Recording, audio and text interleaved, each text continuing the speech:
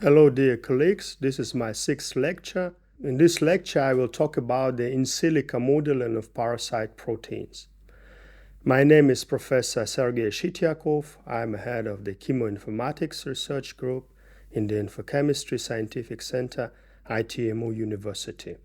In this lecture, I would like to give you a short introduction on the computational design of the parasite proteins and how we are using some modeling techniques to treat some diseases, parasite-based diseases.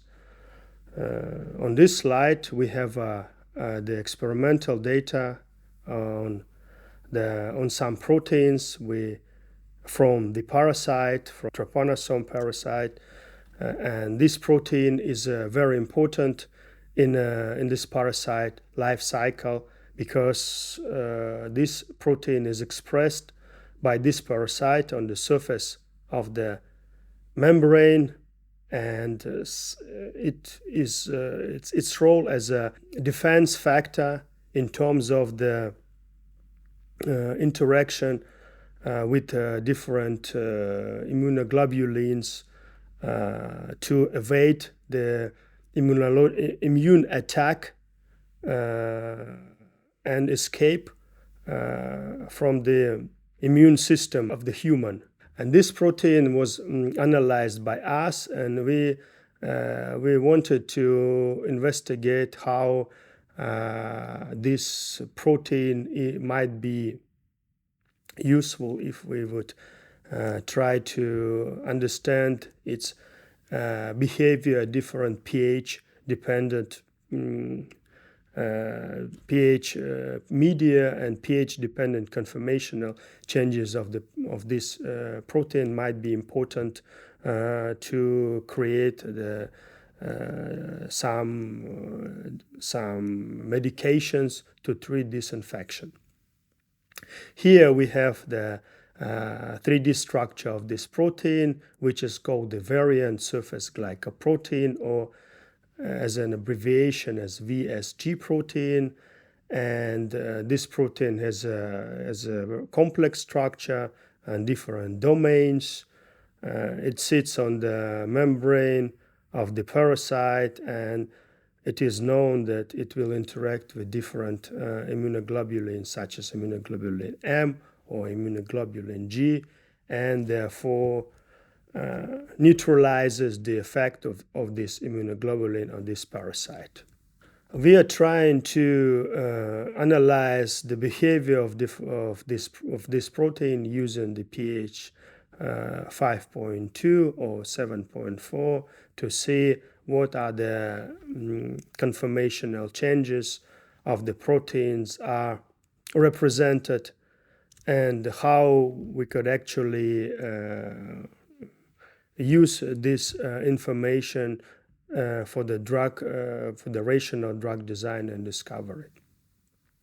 In this particular project, we are using the molecular dynamics simulation, but first of all, we would like to do the experimental analysis of these proteins,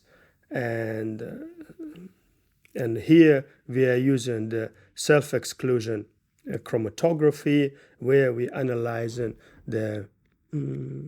this protein at different pH. As you can see, there are different conformational states for different pH for this particular protein, and if you will changing the pH, you're also changing the conformation of this protein. On the other hand, if you would like to do the simulation of this conformation at different pH, you might want to use the Monte Carlo technique, and by using this Monte Carlo technique, one could calculate the energy which corresponds to different pH, different protonation states for this particular protein. And here you can see, if you are simulating the protein at pH 5.2, then you have lower energy of the VSG. On the other hand, if you're simulating the protein at pH 7.4, then you have the elevation of this energy, which means that probably at lower pH you have the conformation which is more stable than at physiological pH.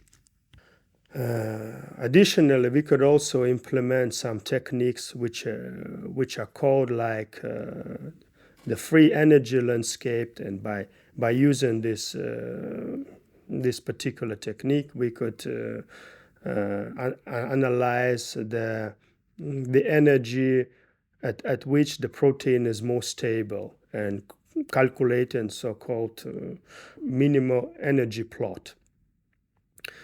You can see on the slide that the results are also in accordance with our previous data, where we have the energy at a lower pH that might be lower than at higher pH. Then we have experience in the elevation of the free energy. We could also analyze different conformational parameters such as root mean square deviation, root mean square fluctuation. One could also analyze the mean square displacement and some parameters which are related to the compactness of the protein, which are described by the radius of gyration. And finally, you could actually calculate the epitopes of the protein. The epitopes are the immunological determinants, the areas within the protein structure with more likely the interaction with immunoglobulins is taking place. And here we can see the epitopes, that the energy of these proteins corresponds also with the epitopes which are more protruded to the solution and the particular states of the pH. So one can conclude that at this particular states, the epitopes are more access to the immunoglobulins that at